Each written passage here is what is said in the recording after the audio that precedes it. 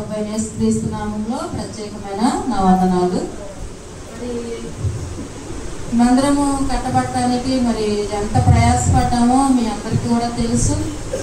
దేవుడు మరి 2016 6వ తారీఖున మరి దేవుని పిలుపు మాకు వచ్చినప్పుడు మరి నేనైతే ఈ గ్రామానికి రావటం నాకైతే ఇష్టం లేదు. ఎందుకని మీరు అనొచ్చు, కానీ నాకు ఇష్టం లేదు. దేవుడు పిలిచినప్పుడు మరి మేము అనేక పనుల్లో అనేక అప్పుల మధ్యలో నలిగిపోతున్నాం. అప్పటికే మరి 2016లో మాకు అప్పటికి కనీసం దాదాపుగా మరి 40 లక్షల అప్పుల్లో మేము ఉన్నాము. మరి చాలా ఆర్థికంగాను అనారోగ్యంగా 2 విషయాల్లో మేము నలిగిపోతూ ఉన్న దినాలు అవి. కానీ మేము ఎప్పుడు కూడా ప్రార్థన అంటే నిర్లక్ష్యంగా ఉండేవాళ్ళం కాదు. మరి అప్పుడు మా ఆత్మీయ తండ్రి మరి వాల్టర్ ఫీలి గారు మరి విజయవాడలో ఉన్నారు, మీ అందరికీ తెలుసు. మరి ఆయన దగ్గర మేము ఇంచుమించుగా 20 సంవత్సరాలు మేము మందిరంలో మేము అక్కడ ఉన్నాం. మరి అనేక చోట్ల అక్కడ పరిచర్యలు జరుగుతున్నప్పుడు మాకు ఎన్ని ఇబ్బందులు ఉన్నా ఎన్ని సమస్యలు ఉన్నా మేము ప్రార్థన మాత్రం మానేవాళ్ళం కాదు.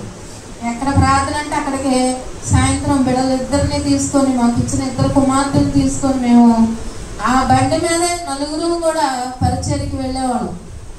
పరిచర్య అంటే దగ్గరగా ఉండేది కాదు. వెల్లిపాడు, గుడివాడ, మరి మచిలీపట్నం అలాగ దూరంగా ఉండే ప్రాంతాలు అయినప్పటికీ పగలంతా మేము పనిచేసుకొని మరి సాయంత్రానికి ఆయనకి డబ్బులు కూడా ఉండేవి కాదు. అయినప్పటికీ ఎట్లా ఒకట్లా చూసుకొని మేము ఆ ప్రార్థనకి వెళ్ళడం జరిగేది. మేము ఇలా సేవ చేస్తామని కానీ మరి ఈ రీతిగా మేము మందిరాలు కట్టబడతామని కానీ నేనైతే కళ్ళ కూడా ఊహించలేదు. ఎంతవరకు పరిచర్యకి వెళ్తాం, ఎవరైనా ఇబ్బందుల్లో ఉన్నప్పుడు సమస్యలో ఉన్నప్పుడు వారి కోసం వెళ్ళి మేము ప్రార్థన చేసి మరి ఆత్మీయ తండ్రికి అప్పచెప్పడం, అంతవరకు మేము పరిచర్య చేస్తూ ఉండేవాళ్ళం. మాకెవరో చెప్పలే ఇలా చేయాలని కూడా. పరిశుద్ధాత్మ దేవుడే మా ముందుండి ముందుకు నడిపిస్తూ ఉండేవాడు. మేము ప్రార్థన చేస్తూ ఉండేవాళ్ళం. మీకు అనేక సార్లు చెప్పాను, నేను చాలా సాక్ష్యం ఉంది కానీ మనకు సమయం లేదు. మరి ప్రతి సంవత్సరం కూడా మీకు చెప్తూనే ఉన్నాను. మరి ఇట్లాగే మీకులాగా నేను విశ్వాసిగా వెళ్ళినప్పుడు శ్రేల మీటింగ్ జరిగేది.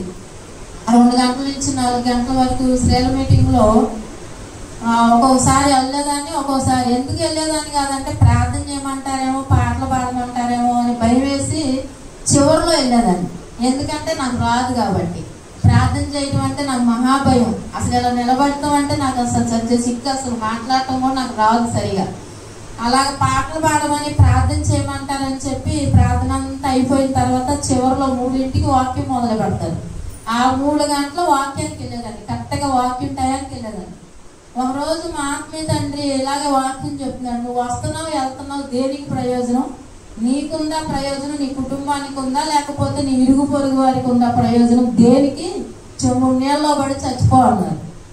నాకు వాక్యం వినాలి జాగ్రత్తగా. ఎవరైనా సరే వినటం వలన విశ్వాసం కలిగిద్ది. వినటం ద్వారాగా రెండోది పట్టుదల కూడా వస్తుంది. అన్ని మాటలు మాట్లాడినప్పుడు ఏదో ఒక మాట మనకి ఏం చేసిద్ది? గుచ్చుకుంటది, లేకపోతే బాధాకరంగా ఉంటది, లేకపోతే సంతోషకరంగా ఉంటది. చాలా మనను బట్టి, మనకు ఉన్న పరిస్థితిని బట్టి, మనం దాన్ని తీసుకునే దాన్ని బట్టి మనకు పనిచేస్తుంది ఆ వాక్యం. అందుకనే వాక్యం జాగ్రత్తగా వినాలి. ఆ దినాన నేను వచ్చి కూర్చున్న మందిరంలో ఆయన అంటున్నారు చెంబు నీళ్ళలో పడి చచ్చిపోమన్నాడు. నాకు ఆ మాటకి ఏమేసిందంటే బాధ ఇలా, ఉత్సాహం ఇలా, కోపం వచ్చింది. ఎందుకంటే పడితే నూతిలో పడమంటారు, లేదా చెరువులో పడమంటారు, లేకపోతే ఏదో ఒకటి చేయమంటారు. కానీ ఈయనేంటి చెంబులో ఎలా పడతాం మనం? అసలు పడతాం ఆ చెంబులో? ఒక చెయ్యి పెడితేనే మళ్ళీ ఆ చెయ్యి పైకి రావడం చాలా కష్టం అవుతుంది చెంబులో. ఇదేంటి ఈయన, నువ్వెందుకు ప్రయోజనకరంగా ఉన్నావు? నువ్వు ఎవరికి ప్రయోజనకరంగా ఉన్నావు? ఒక ఆత్మని మందిరానికి కూడా నువ్వు తీసుకురాకుండా ఒంటి చేత్తో వస్తావు, ఒంటి చేత్తో పోతావు. దీని వలన దేనికైనా ఎవరికైనా ప్రయోజనం ఉందా? ఎందుకు నువ్వు చచ్చిపోవన్నారు? ఆ మాట నాకు కోపం వచ్చి, ఎందుకు రాదు? తీసుకురాలేమా? ఇప్పుడు మీరు ఇక్కడ కూర్చున్న వాళ్ళు ఒక్కళ్ళే వచ్చారా? ఎవరినన్నా తీసుకొచ్చారా? ఎవరినన్నా తీసుకొచ్చానన్న వాళ్ళు చెయ్యకండి. ఎవరిని తీసుకురాలి? మీరు కూడా 3 నెలల్లో పడి చచ్చిపోవడమే నిజం. ఆ అది నా మాట నాకు కోపం వచ్చింది. 3 నెలల పడి చచ్చిపోమన్నప్పుడు ఏంటి, ఇద్దరు ఉన్నారు నాకు ఫ్రెండ్స్. నాకు ఎవరు ఫ్రెండ్స్ కూడా ఉండేవాళ్ళు కదా, ఇద్దరు ఉన్నారు. ఆ ఇద్దరిని తీసుకెళ్ళి ఆయనకి అప్పచెప్తా. అప్పుడు ఎన్ని ఆత్మలు వచ్చినాయి? 2 ఆత్మలు వచ్చినాయి. ఆ 2 ఆత్మలు తీసుకెళ్ళి ఆయనకి ఇచ్చేస్తా, అయిపోతుంది. దీనికి అప్పుడు అడగాలి ఆయన్ని, ఏమండి మీరు చక్కగా మాట్లాడటం నేర్చుకోండి. ఫస్ట్ మీరు మాట్లాడటం నేర్చుకోకపోతే 9 నెలల పడి చచ్చిపోవడం ఏంటండి, ఇతను తీసుకురామ్మా అని చెప్పొచ్చుగా, తీసుకొస్తాముగా అని పోట్లాడదాం అనుకున్నా. తీరా వెళ్ళి ఆ ఇంటికి వెళ్ళేసరికి ఆ ఇద్దరి దగ్గరికి వెళ్తే ఒక ఆవిడ ఇక్కడ బొట్టు ఇక్కడ మొత్తం బొట్లు పెట్టుకొని తులసి పూజ చేస్తుంది. ఆమె వెళ్ళి చర్చికి రామ్మా అని అడిగాను అనుకో, ఏం చేసింది? ఫ్రెండే, ఎంత ఫ్రెండ్ అయినా ఒకప్పుడు నేను కూడా చెంప మీద కొట్టి మాట్లాడిన దినాలు గుర్తుకొచ్చింది. ఫ్రెండే, అమ్మ చర్చికి రావే అంటావు. బాగా విగ్రహారాధనలో ఉన్నవాళ్ళు నువ్వు వెళ్ళి చర్చికి తీసుకురా, వస్తారా? సినిమాకి రమ్మని వస్తారు, పార్క్ రమ్మని వస్తారు, లేదా ఇంకెక్కడికైనా ఫంక్షన్కి రమ్మని పిలవండి వస్తారు. కానీ చర్చికి రమ్మంటే మీరందరూ అలా తీసుకొస్తే మనకి ఎలా ఎందుకు ఉండేవాళ్ళు, ఇది మొత్తం నిండిపోయి పైకి వెళ్ళిపోయేవాళ్ళు. ఆమె దగ్గరికి వెళ్తే నాకేమీ చెంప మీద పెట్టి కొట్టిద్దేమో అని నాకు అది గుర్తుకొచ్చింది. సరే ఇంకొక ఆవిడ ఉంది, ఆవిడ దగ్గరికి వెళ్తే ఆవిడ కూడా అది కార్తీక మాసమేమో మంచి పూజల్లో ఉన్నారు. ఇంకా నాకు నిద్ర పట్టట్లేదు, అది బాధేస్తుంది. ఈయన ఇలా అన్నారు, ఏం చేయాలని బాధేస్తా. ప్రార్థన చేస్తే అదంతా చెప్తే చాలా ఉంది, కానీ దేవుడు అలాగా ఆ మాటని నన్ను ఏం చేశారు, పట్టుకున్నాడు. హల్లెలూయా. ఆ రోజు మొదలైంది ఆత్మల పట్ల భారం. అది ఎవరో పెడితేనో రాదు, లేకపోతే మనకై మనం తెచ్చుకుంటేనే రాదు. ఎవరు పెట్టాలో తెలుసా? ఆత్మల భారం అనేది దేవుడు పెట్టాలి. హల్లెలూయా. చాలా మంది ఇళ్ళలో ప్రార్థన చేసుకుంటారు, వాళ్ళ వరకే చెప్తారు, కానీ ఎప్పుడైనా అన్యులకి మనం చెప్పామా? అన్యులు మనం ఇంట్లో ప్రార్థన పెట్టుకున్నాము అంటే కృతజ్ఞత కూడిక ఏదైనా సరే, నెలవారి కూడిక, వారం కూడిక, ఏది పెట్టుకున్నా సరే మనం ఎవరిని పిలవాలో తెలుసా? ముందు ఎవరిని పిలవాలి? అన్యుల్ని పిలవటం నేర్చుకోండి. అన్యుల్ని పిలవాలి. వాళ్ళు ఒక్కళ్ళు వస్తే చాలు, వాళ్ళు 100 మందితో సమానం. ఒక్కళ్ళు మార్చబడితే 100 మందితో సమానం. ఆ రీతిగా మరి దేవుడు నన్ను ఆ రోజు పట్టుకోవటం, మరి ఆ పట్టుకున్న తర్వాత ప్రార్థన చేయటం మొదలు పెట్టిన తర్వాత దేవుడు అనుకోని రీతిగా మరి వాళ్ళ 5 కొరకు 5 రక్షణకి సంవత్సరం కూడా 5, 8 మంది అలాగా బాప్తిసాలు తీసుకెళ్ళటం జరిగింది. అదంతా అక్కడ చరిత్ర అయిపోయింది. తర్వాత మేము ఇలా చేస్తా ఉన్నాగా, ఇక మేము ఇలా చేయటం మా అప్పుల్లో మాకు ఇంట్లో నలిగిపోతా ఉన్నాగా, సుమి పుట్టినరోజు నవంబర్ 6 తన పుట్టినరోజు అయిపోయింది. మా అయ్యగారు వాళ్ళందరూ వెళ్ళిపోయారు. నవంబర్ 7వ తారీఖున 2016 దేవుడు మాతో ఏం మాట్లాడుతున్నాడంటే, సమస్తమును విడిచిపెట్టి విజయవాడ నుంచి మీరు ఎక్కడికి వెళ్ళిపోమంటున్నాడు? వడ్లమాన వెళ్ళిపోమన్నాడు. హల్లెలూయా. నేనన్నాను, ఇక్కడి నుంచి విడిచిపెట్టి వడ్లమాన వస్తాం, వడ్లమానలో మనం ఎలా బతుకుతామయ్యా? అప్పటికి ఎన్ని లక్షల అప్పులు ఉన్నాయి? 40 లక్షల అప్పులు ఉన్నవాడు ఏం చేస్తాడు? అది తినటానికి అన్నా ఉంటుందా? ఎంతవరకు ఎవడొచ్చి కలుగుతాడా? ఎంతవరకు అయ్యగారు వెళ్ళిపోయి మందిరంలోనే ఉండేవాడు, బయట ఉండేవాడు కాదు. నేను అప్పుడు మిడ్ డే మీల్స్ వంట చేస్తూ ఉండేదాన్ని. నన్ను దింపడానికి కూడా వచ్చేవాడు కాదు. నెత్తి మీద గిన్నె పెట్టుకొని అటోకే అని ఇటోకే అంత ఏడుపు వచ్చేసేది. ఆ గిన్నె వేడివేడికి ఉండేది అన్నం. ఆ అన్నం గిన్నె నెత్తి మీద పెట్టుకొని అవి తీసుకొని స్కూల్ దగ్గరికి వెళ్ళి ఆ వంట పెట్టుకొని రావాలి, ఏడుపు వచ్చేది. అయినా సరే భరించి ప్రభువు ఎప్పుడైనా కనికరించకపోతాడా? మా అప్పులు తీర్చకపోతాడా? అంతేగాని మేము సనుక్కుంటాం, గొనుక్కుంటాం, మా అప్పుల్లో ఎలా పెట్టాడేంటి మమ్మల్ని అంటాం. కానీ ఎక్కడ ప్రార్థన అంటే అక్కడ మానివేసి ఇంట్లో కూర్చుంటాం. 1, 2, 3 తారీఖులు ఉపవాస ప్రార్థనలు ఉండే, ఆ ఉపవాస ప్రార్థన పిల్లలను తీసుకొని కుటుంబంతో సహా మేము మందిరంలో ఉండేవాళ్ళం. హల్లెలూయా. మరి అలా చేస్తూ ఉండగా ఆ నవంబర్ 7వ తారీఖున మీరు ఈ ప్రాంతాన్ని విడిచిపెట్టి వడ్లమానికి వెళ్ళిపోమన్నప్పుడు, ప్రభువా నాకు ఇష్టం లేదయ్యా అన్న, నువ్వు ఏదైతే ఇష్టపడకపోయినా సరే నువ్వు వెళ్ళాల్సిందే, నా పని చేయాల్సిందే అన్నాడు. అప్పటికే మేము ఇక్కడ మీటింగ్స్ పెడుతున్నాం. దేవుడు మహాకృపను బట్టి ఇక్కడికి వచ్చాం. చాలా సమస్యలు ఎదుర్కొన్నాం, శోధనలు ఎదుర్కొన్నాం. ఇక్కడికి వచ్చిన తర్వాత మరి అలా గోపాల ఇంట్లో ప్రార్థన ప్రారంభించబడింది. అది కూడా అలాగా అద్దెకి తీసుకున్నాం. అదంతా తిరుగుతూ ఉంటే దేవుడు మాట్లాడుతున్నాడు, పలానా ఇంటికి వెళ్ళు. నిన్న మనం వాకింగ్ చెప్పుకున్నాం. ఏం వాకింగ్ చెప్పుకున్నాం? శనివారం గనురాలకు ముందేం చెప్పాము? సారేపతి యవరాలని ఏ విధంగా దైవజనుని పోషించడానికి దేవుడు నిర్ణయించాడో ఆ యవరాల గృహాన్ని కూడా మనకు ఆ రోజు దేవుడే నిర్ణయించాడు. హల్లెలూయా. మేము అనేక చోట్లకి వెళ్ళి అద్దులు కడతాం, అది కడతాం అంటే దేవుడు చెప్తున్నాడు, నేను చూపించు గృహానికి వెళ్ళి ఆమెను అడగండి అన్నాడు. నేనన్నాను, ఆవిడ ఆల్రెడీ ఒక చర్చికి వెళ్తుంది కదా ప్రభువా, ఆమె దగ్గరికి వెళ్ళి అడిగితే మళ్ళీ ఆమె ఏం కొట్టిద్దాం మమ్మల్ని అంటే, నేను చెప్పింది చెప్పినట్టు చేయమన్నాడు. ఆమె కూడా అదేగా చెప్పాడు. ఏం చెప్పాడు? నేను చెప్పింది చెప్పినట్టు చేసి మొదటప్పో నాకు తెచ్చేమన్నప్పుడే ఆశీర్వాదం చూసింది. అలాగే వెళ్ళాం, ఆయన చెప్పినట్టుగా వెళ్ళాం. అయ్యగారు నేను బండి వేసుకుని వెళ్ళాం. అప్పటికి ఆమె నుంచోని ఉంది. అమ్మ మరి మీ ఇంట్లో ప్రార్థన పెట్టాలనుకుంటున్నాం, ఆదివారం ప్రార్థన ప్రారంభించాలి అంటే, నిజంగా చెప్తున్న దేవుని మహిమార్గమే, మారు మాట్లాడలేదు, పెట్టుకోండి అయ్యా అంది. హల్లెలూయా.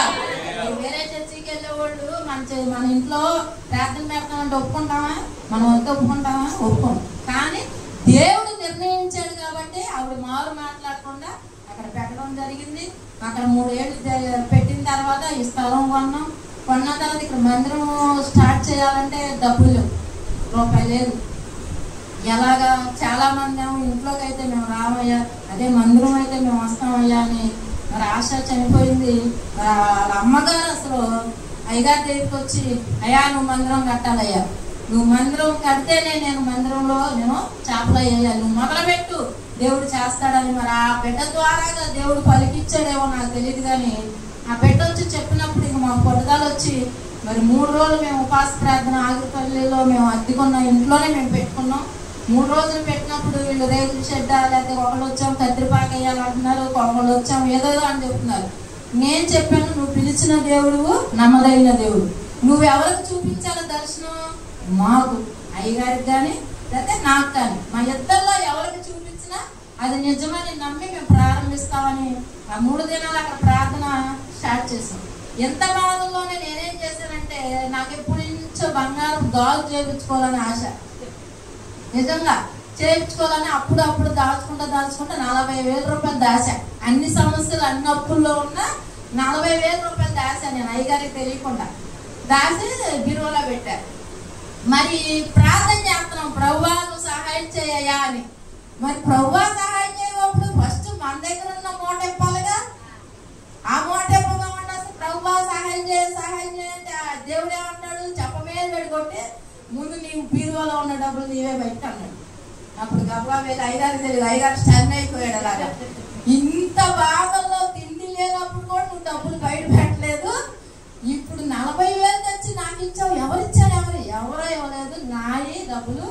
ఈ డబ్బులు మొదటగా పెట్టి ప్రార్థన చేయండి మందిరం కొరకని ఇచ్చేశాను. దేవుడు తర్వాత నాకు ఇస్తాడులే అని ఇచ్చిన తర్వాత ఆ 40,000కి ఒక అమ్మాయి 500 తెచ్చిచ్చింది. ఇదిగోనయ్యా మందిరానికని ఇస్తే ఆ 40,500 రూపాయలు అక్కడ పెట్టి మందిరం కొరకు 3 రోజులు మేము ఉపవాసం ఉండి ప్రార్థన చేయడం ప్రారంభించాం. ఏం చేయాలి మళ్ళీ ప్రార్థన?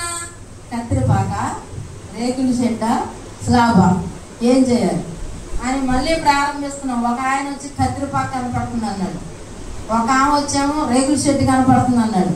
మీ అందరికి చూపించిన దేవుడు నాకు చూపించాలి. కానీ ఇంకా పట్టుదలగా ప్రార్థన చేస్తే దేవుడు అప్పుడు చూపిస్తున్నాడు, ఇక్కడ స్లాబ్ వేసినట్టుగా చూపించాడు. హల్లెలూయా. ఎప్పుడైతే అలా దర్శనం కనిపించిన తర్వాత మా దగ్గర ఉన్న డబ్బులతో ప్రారంభించబడింది. దేవుడు అనేక సమస్యలు వస్తున్నాయి, ఆటంకాలు వస్తున్నాయి, కానీ వాటికి దేవుడు తీసివేస్తూ మరి మాకు ఇక్కడ 3 సంవత్సరాలు అయింది ఇది ప్రారంభించి. అందరూ రావటం చూడటం, మొహంలో వీళ్ళు కట్టలేరు పెట్టలేరు, ఎందుకు వీళ్ళకి ఎచ్చులు ఎక్కువైపోయి పెట్టుకున్నాం, ఈ చివరి నుంచి ఆ చివరి కట్టడం వెళ్ళిపోవడం, మట్టి రాక ఇసుక రాక చాలా ఇబ్బంది. అప్పుడు మీకు అందరూ తెలుసు, అయ్యగారికి హైటెన్షన్ వైర్ దిగి ఆ రోజునే చచ్చిపోవాలి అందరం. కానీ దేవుడు ఏమి మనల్ని పిలిచిన దేవుడు నమ్మదగిన దేవుడు, మనల్ని ఎన్నడూ సిగ్గుపరచలేదు, మమ్మల్ని ఎప్పుడు కూడా అవమానాలు పాలు అప్పచెప్పలే. దేవుడు గొప్ప కార్యం జరిగించాడు. మరి అలాంటి హైటెన్షన్ వైర్లు తగిలినప్పుడు కూడా మేము ఎవరు చనిపోకుండా మమ్మల్ని సజీవ లెక్కలో ఉంచాడు. మరి తర్వాత మరి ఆగస్టు 5 మరి 2021 ఓపెనింగ్ అయింది. ఆ ముందే అయ్యగారికి కరోనా వచ్చింది. మరి ఎలా పెట్టాలి, ఏం చేయాలి, మరి ఊరందరిని పిలవాలా ఏంటి అనుకున్నప్పుడు నాకు దేవుడు ఒకటే, ఎంత కార్యం దేవుడు జరిగించినప్పుడు ఊరు మొత్తానికి పిలిచి పెట్టాల్సిందే అన్నప్పుడు, కొద్ది మందిగా కాదయ్యా ఊరు మొత్తానికి పెట్టాల్సిందే అన్నప్పుడు ఊరందరికీ చెప్పడం, వాళ్ళందరూ కూడా రావడం, దేవుడు చాలా అద్భుతంగా మహిమకరంగా ఈ ఓపెనింగ్ జరిగించాడు. హల్లెలూయా. అలాగే ఈ వడ్లమారు మందిరంలో అనేక మంది బిడ్డలు వస్తున్నారు, స్వస్థతలు పొందుకుంటున్నారు. కానీ మరి ఈ గ్రామంలో నుంచి కూడా కొంతమంది వస్తున్నారు, కానీ 1 సంవత్సరం 2 సంవత్సరాల కంటే ఎక్కువగా నిలబడట్ల. వాళ్ళ కొరకు కూడా మనం ఎక్కువగా ప్రార్థన చేయవలసి ఉంది. మరి ఈరోజు మరి ఇటు రీతిగా మరి రకంగా జరుగుతుందంటే మరి సంఘం ఎంతో ప్రోత్సహించారు. మరి గోపాల్ కానీ మరి యవనస్తులు మరి బిడ్డలు చాలా పరిచయం చేసి మరి ఈ రీతిగా మరి మందిర వార్షికోత్సవం మనం ఇలా జరుపుకోవడం కాదు, కానీ ఎవరైనా సరే ఒక్క ఆత్మ ఈ దినాన కనుక నూతన ఆత్మ వచ్చినట్లయితే మనకి ఎంతో సంతోషంగా ఉండేది. హల్లెలూయా. మరి ఆ రీతిగా మీరందరూ కూడా ప్రార్థన చేయండి. వాక్యం చెప్పినప్పుడు ఇక్కడ నిలబడి ఎవరు చెప్పినా, నిల్చోళ్ళు చెప్పినా, కూర్చోళ్ళు చెప్పినా వాక్యాన్ని మనము దేవుడు నాతోనే మాట్లాడుతున్నాడు అని అనుకోవాలి. మనం అలా అనుకోకుండా ఏంటి దేవుడు అయ్యగారు ఏంటి నా గురించే చెప్తున్నాడు, మనం ఏం ప్రార్థన చేస్తాం? ఇప్పుడు దాకా ప్రభువా ఇప్పుడు దాకా నాతో మాట్లాడయ్యా. ఎలా మాట్లాడాలి? వాక్యం ద్వారాగా మాట్లాడు ప్రభు అని మనం ప్రార్థన చేస్తాం. ప్రార్థన చేసిన తర్వాత దేవుడు మాట్లాడతాడు అనుకో, అప్పుడు మనకి ఎలా ఉంటుంది? ఈ అయ్యగారు ఏంటి నా గురించే చెప్తున్నాడు, ఏం పని పాటలేదే ఏంటి ఈయనకి అని కోపం వచ్చి చచ్చి మానేసిన వాళ్ళు చాలా మంది ఉన్నారు మన మందిరంలో. మరి అలాంటప్పుడు దేవా నాతో మాట్లాడయ్యాని మనం ప్రార్థన చేయకూడదు, అంతే కదా. దేవుడు మాట్లాడుతున్నప్పుడు మనం ఏం చేసుకోవాలి? మన హృదయాలను మనము సరి చేసుకోవాలి. ఈ తప్పులో నేనున్నానా, ఈ పాపంలో నేనున్నానా? మరి ఆయన చెంబు నీళ్ళలో పడి చచ్చిపోవాలన్నప్పుడు నాకు కోపం వచ్చి పట్టుదల రాబట్టే కదా ఈ రోజు ఇక్కడ నిలబడటానికి కారణం అయింది. లేకపోతే నేను కూడా మీకులాగా వస్తా పోతా గొర్రెతోక ఏదో అంటా చూడు పెద్దలు ఇక పెరగదని నేను కూడా మీకులాగే ఉండేదాన్ని, అక్కడే ఉండేదాన్ని. అక్కడే ఉండటమైతే మేము ఇంకా అప్పులు తీర్చబడే కదా, ఇంకా సాక్ష్యం చెప్పలేదు సరిగా. మరి ఆ 40 లక్షల అప్పులు కూడా దేవుడు తీసేశాడు. ఎప్పుడు? చాలా మంది ఏమంటారు, మా అప్పులు తీర్చండి అప్పుడు సేవ కొత్తాం అంటారు. కానీ మా దేవుడు మీరు ముందు నా పని చేయండి, తర్వాత మీ పని నేను చేస్తాను. నేను బిడ్డల గురించి కూడా అడిగా, ప్రభువా నాకు 2 ఆడపిల్లలు, మరి వాళ్ళకి పెళ్లి విషయాలు, వాళ్ళ చదువు విషయాలు ఏంటి అన్నప్పుడు, నీ బిడ్డలు నా బిడ్డలు కాదా, నేను చూసుకుంటాను, నువ్వు వెళ్ళిపో అన్నప్పుడు నిజంగా చెప్తున్నాను, దేవుడి మీద మేము భారం వేసుకొని సమస్తం విడిచిపెట్టి విజయవాడలో పట్టణం నుంచి ఎవరైనా పల్లెటూరుకి వస్తారా? పల్లెటూరు నుంచి ఎవరైనా పట్టణానికి వెళ్తారు. మరి పిల్లలు ఎలా అలవాటు పడతారు, ఎలా ఉండాలని భయపడినప్పుడు దేవుడు అదేమి లేకుండా మరి ఇక్కడికి వచ్చిన తర్వాతే మరి రుచితాకి చదువు విషయం, సుమిత్ర చదువు విషయంలో కూడా మరి ఇంటర్మీడియట్ ఇక్కడికి వచ్చినాకే సుమిత్ర చదివింది. మరి ఫస్ట్ ఇయర్ సెకండ్ ఇయర్ లో ఆ వచ్చిన మార్కులు బట్టే ఇవాళ సుమికి ఉద్యోగం వచ్చింది కారణం. హల్లెలూయా. ఇక్కడ వచ్చిన తర్వాతే మరి రుచితాకైతే చదువు ఆగిపోయింది 3 సంవత్సరాలు. ఇంకా పెళ్లి చేసేద్దాం అనుకున్నప్పుడు మరలా ప్రార్థన చేసాం, ప్రభువా నీ చిత్తం ఏంటయ్యా ఆ బిడ్డ పట్ల, మరి పెళ్లి చేసేయమంటావా, చదువు ఉందా అని. ఆ బిడ్డ చిన్నమేమో చదువుకుంటుంది, పెద్దామేమో చదువుకోకుండా ఇంట్లో ఉండటం వల్ల చాలా డిప్రెషన్ లోకి వెళ్ళిపోయింది. అప్పుడు మేము మరలా ప్రార్థన చేసినప్పుడు దేవుడు ఆ బిడ్డ 4 సంవత్సరాలు బెంగళూరులో చదువుకోవడానికి దేవుడు కృప చూపించాడు. అదే మేము విజయవాడలో ఉంటే బెంగళూరు కాదు కదా, పక్కన ఉన్న మామూలుగా ప్రైవేట్ స్కూల్లో చదవడానికి కూడా స్థామత లేని పరిస్థితి. మరి ఫ్లైట్ ఎక్కి వెళ్ళి బెంగళూరులో చదవడానికి దేవుడు ఏం చూపించాడు? మహాకృప చూపించాడు. ఎందుకంటే మనం ఏది చేసినా కూడా ప్రతిఫలం, మనం చెప్పాను మీ అందరికీ, మనము దేవుల్లో ఏది చేసినా మనం ఏం ఆశించకూడదో తెలుసా? ప్రతిఫలం ఆశించకూడదు. ఇదిగో నేను తీసుకొచ్చి బిర్యానీ పెట్టా, ఇప్పుడు నేను బిర్యానీ పెట్టాక నువ్వు నాకేం పెడతావు? ఎవరైనా ఇంటికి వచ్చినప్పుడు మనం కాఫీ ఇచ్చి ఏదైనా ఇచ్చామనుకో, జాకెట్ ముక్క పెట్టామనుకో, మనం వాళ్ళ ఇంటికి వెళ్ళినప్పుడు అది పెట్టలేకపోయారు అనుకో, వెంటనే మన మనసులోకి ఏమొస్తుంది?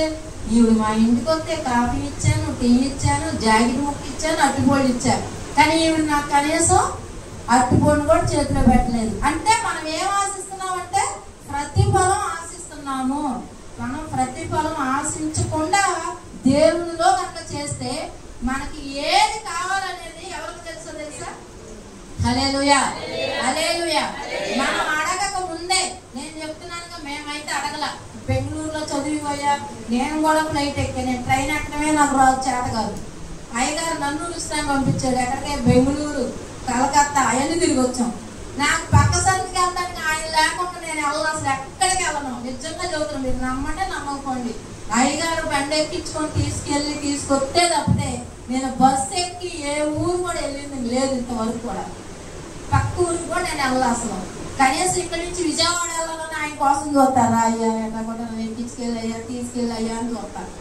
నిజంగా మరి వెళ్ళి బెంగళూరు వెళ్ళి కలకత్తా వెళ్ళి తిరిగి వచ్చాం మేము ఇద్దరం ఆ రిక్షా చదువు విషయంలో. మరి అంత ఘనత ఇచ్చాడు దేవుడు మాకు.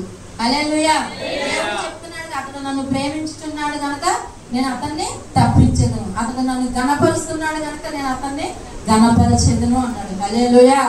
దేవుణ్ణి మేము ప్రేమించాము, దేవుణ్ణి మేము ఘనపరిచాము. ఏంటంటే ఆయన చెప్పినట్టుగా మేము చేసాం. నేను నా గుండె మీద చేసుకుని నేను చెప్తా ఈ దినాన. ఎందుకంటే మనుషులు చెప్పింది మేము వినము, కానీ దేవుడు చెప్పింది మాత్రం మేము ఖచ్చితంగా మేము వింటాం. దేవుడు మమ్మల్ని ఈ ఊరికి వెళ్ళమన్నాడు, మేము ఈ ఊరికి వచ్చాం. నువ్వు వెళ్ళమన్నావుగా, ఆశీర్వదిస్తానన్నావుగా, మరి ఏంటి ఈ సమస్యలు, ఈ శోభలు ఏంటని మేమేమి ఎన్నడూ పోట్లాడాల దేవుడి మీద. కొంతకాలం మేము భరించాం, 4 సంవత్సరాలు మేము భరించిన తర్వాత మరి ఈ దినాన దేవుడు గొప్ప కార్యం జరిగించాడు. మా చిన్న అమ్మాయికి మంచి ఉద్యోగం ఇచ్చాడు, మరి మా పెద్ద పాపకి దేవుడు మ్యారేజ్ చేశాడు, మరి చక్కని బిడ్డనిచ్చాడు. మరి ఈ ఆశీర్వాదాలు కదా మనకి. ఇవాళ ఎంతో మంది ఎంత డబ్బున్నా ఎంతున్నా తాగుపోతాడు దొరికితే ఏం చేస్తాం, ఇంట్లో కూర్చోమంటున్నారు చాలా మంది. మేము డబ్బులు చూసుకోలేదు, ఏం చూసుకోలేదు, ప్రార్థన బట్టే మేము ముందుకు వెళ్తున్నాం.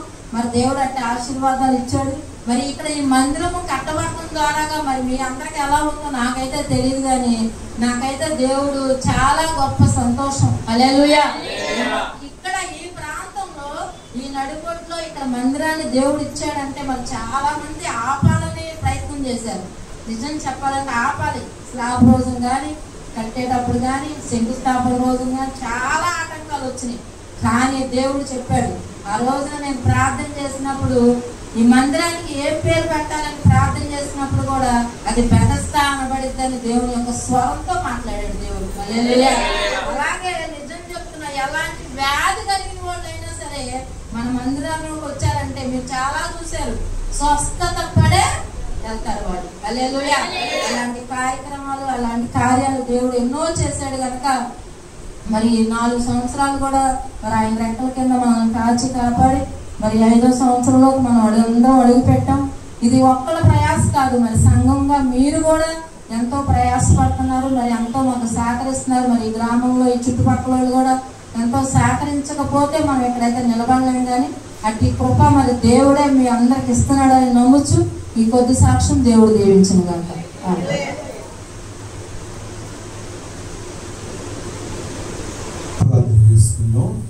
పరిశుద్ధుడా తండ్రి, గడిచిన 4 సంవత్సరములు నాయన 5వ సంవత్సరంలోనికి మమ్మల్ని ప్రవేశపెట్టారు. అనుభూతిని కొన్నాను. 4 సంవత్సరములు ఎన్నో అద్భుతాలు, ఆశ్చర్య కార్యములు నాయన ఈ స్థలంలో మీరు జరిగించారు. తీసుకొచ్చిన పరిగణను బట్టి స్తుతిస్తున్నాం. వాస్తవాలు చెప్పబడిన సాక్ష్యాన్ని పట్టుబడి కొన్నాను. ప్రభా, కొద్ది నిమిషాలు ఈ వాక్యము ధ్యానించబోతుంది. కొద్ది నాతో మాతో అందరితో మాట్లాడాలి. మా ప్రభువును రక్షకుడునైన యేసు పరిశుద్ధ నామమున అడుగుచున్నాము తండ్రి. కూర్చుందాం. దేవుని పరిశుద్ధ నామమునకు మహిమ కలుగునుగాక. హల్లెలూయా, హల్లెలూయా, హల్లెలూయా. మంచిది. మధ్యాహ్నకాల సమయంలో ఈ వార్షికోత్సవ కార్యక్రమానికి వచ్చిన మీ అందరికీ ప్రభువైన యేసుక్రీస్తు నామములో మనం తెలియజేస్తున్నాం. ప్రభునందు ప్రియమైన దేవుని బిడ్డలారా, ఈ మందిరం యొక్క ప్రారంభం నుంచి ఎన్నో ఆటంకాలు, ఎన్నో అవరోధాలు, ఎన్నో సమస్యలు ఎదుర్కొన్నాం. దెబ్బలాట్లే పడ్డావా, బూట్లే తెప్పించుకున్నావా, ఎన్నో బాధలు, సమస్యలు ఎదుర్కొన్నాం. ప్రభునందు ప్రియమైన దేవుని బిడ్డలారా, ఒక్కొక్కసారి తలుసుకుంటే నేనైనా ఇంత ఓర్పుగా ఓపికగా ఉండి జరిగింది. చాలా మంది ఎందుకు నీకు ఇక్కడ ఇబ్బంది, ఇంకో చాట ఎక్కడ పెట్టుకోవాలి ఉన్నారు, ఎందుకు ఈ బాధలో ఇదంతా తలగానే నీకు ఎందుకు చేసుకోవాలని ఇంకో చాటుకెళ్ళి చేసుకోవచ్చు అని చెప్పారు. ప్రభునందు ప్రియమైన దేవుని బిడ్డలారా, చేస్తుంది నేనని అన్నాడు అనుకోలే. కేవలము ఆయన నడిపిస్తున్నాడు కాబట్టి ఇప్పటి వరకు ఇంతవరకు ఈ స్థలంలో ప్రార్థన దేవుడు జరిగిస్తున్నాడు. హల్లెలూయా. ప్రభునందు ప్రియమైన దేవుని బిడ్డలారా, అందరూ చెప్పారు, అందరికీ తెలుసు, ఇక్కడ మందిరము ప్రారంభించినాక కొన్ని సంవత్సరాల పాటు పక్కన పాటలు జరిగింది. విశేషం ఏమిటంటే దేవుడు వర్ధమానం పిలిచాడు. ఇక్కడ మందిరం ప్రారంభం అవ్వకముందే ఏలూరులో మందిరం ప్రారంభమైంది. హల్లెలూయా. ముస్లింలో కూడా ఇది ప్రారంభం అవ్వకముందే అయిందా? అంతేనా? ఇది ప్రారంభం అవ్వకముందే ముస్లింలో కూడా ప్రారంభ మందిరం అయిపోయింది. 3వ మందిరముగా ఈ స్థలంలో దేవుడు ఆగస్టు 5వ తారీఖున ప్రారంభించాడు. హల్లెలూయా. మందిరం ప్రారంభోత్సవానికి ముందు ఒక నెల 15 రోజులు నేను విజయవాడ గవర్నమెంట్ హాస్పిటల్లో కరోనా వచ్చి వచ్చాను. నేను కరోనా వచ్చి నాకు పల్స్ 70 పడిపోయింది. నేను అమ్మగారు తీసుకొని బండి వేసుకొని విజయవాడ వెళ్ళి బ్లడ్ టెస్ట్ 100 రోజులు ఇచ్చి బండి వేసుకొని గవర్నమెంట్ హాస్పిటల్కి వెళ్ళేవాడికి నాకు ఆయాసం ఎక్కువైపోయి ఊపిరంతగా నడవలేకపోతుంది. గబగబా హాస్పిటల్లో నడిచి లోపలికి వెళ్ళలేక ఒకసారి కూర్చునిపోయాను.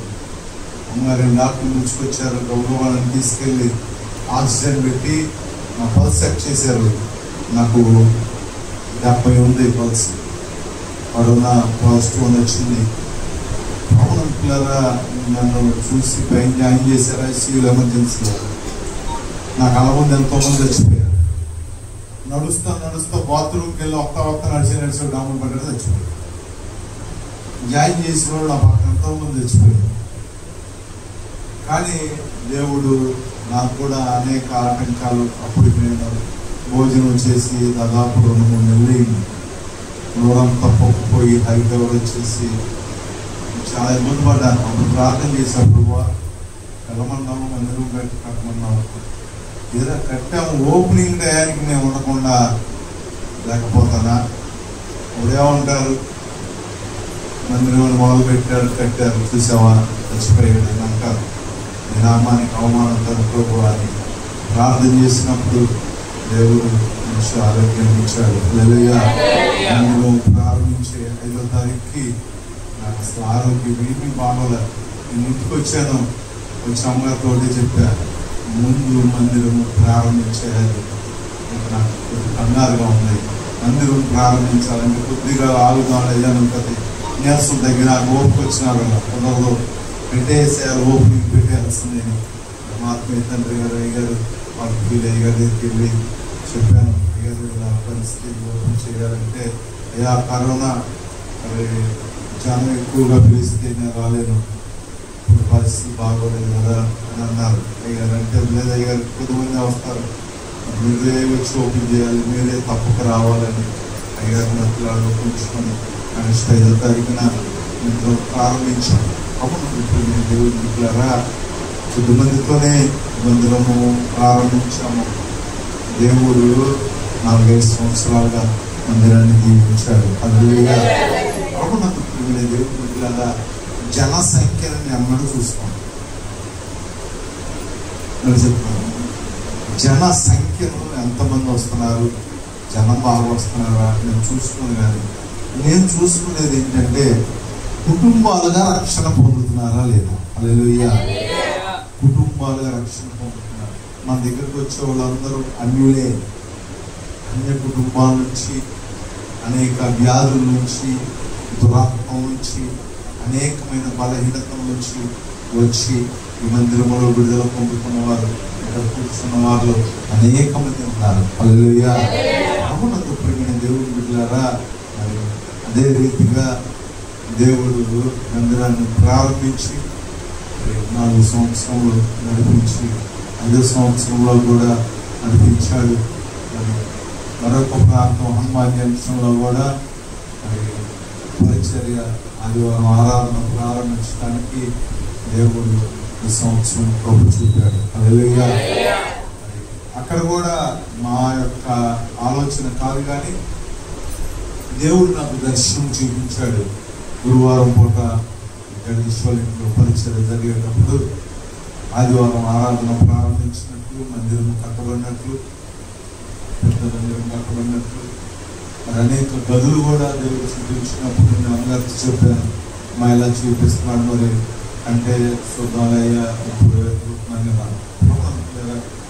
జంక్షన్లో కూడా ప్రభు చిత్తమైతే మందిరము త్వరగా కట్టబడినట్లు నేను నా ప్రార్థనలు జ్ఞాపకం చేసుకుని మరలా ఇంకొక ఊరిలోనైనాను ప్రారంభించాలని పరిచర్య నాకైతే ఆశ ఉంది.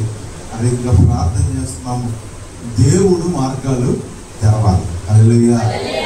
దేవుడు మార్గాలు తెరిచినట్లు ప్రార్థించే ప్రమాణించారు. ఎందుకంటే అనేక మంది రక్షించబడాలి.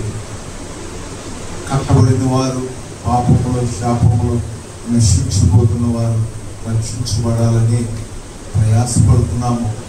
బలహీనమే, ఎన్నికలేని వారమే అయినను దేవుడు ఆయన కృప చొప్పున నడిపించి ఆయన నామానికి మహిమ తెచ్చుకున్నట్లు అనుదిన ప్రార్థనలో సంఘము కొరకు ఎక్కువగా ప్రార్థన చేయవలసిందిగా. రక్షించబడిన వారు కొంతమంది జారిపోతున్నారు, తప్పిపోతున్నారు. పరిచర్యకు వస్తారు అనుకున్న వాళ్ళు తప్పిపోతున్నారు. సేవకులుగా నిలబడతారేమో అన్నంతగా పరిచర్య చేసిన వాళ్ళు అసలు గురే వదిలిపెట్టి వెళ్ళిపోతున్న వాళ్ళు చాలా మంది ఉన్నారు. అవుతున్నారా? మన పరిచర్యను దేవుడు దీవించి అనేక మంది సేవకులు మన పరిచయం, మన బెతస్తా మినిస్ట్రీస్ ద్వారా అనేక ప్రాంతాల్లో పరిచర్య చేయాలని నా ఆశ. హల్లెలూయా. అనేక సంఘాలు మరి యవన బిడ్డలు చేయాలి, జరిగించాలి. అన్యజనుల మధ్య సేవ చేయాలని, అన్యజనులు అనేక మంది రక్షించబడాలని ఉన్నంత వరకు మేము తిరుగుతున్నాము. కొంతమంది బిడ్డలు మేము అక్కడికి వెళ్తే అక్కడికి పాపం వస్తున్నారు, పరిచర్యను సహకరిస్తున్నారు, వెంబడిస్తున్నారు. ఇంకా బలముగా జరిగించాలని, ఇంకా అనేక మంది అన్యజనులు రక్షించబడాలని,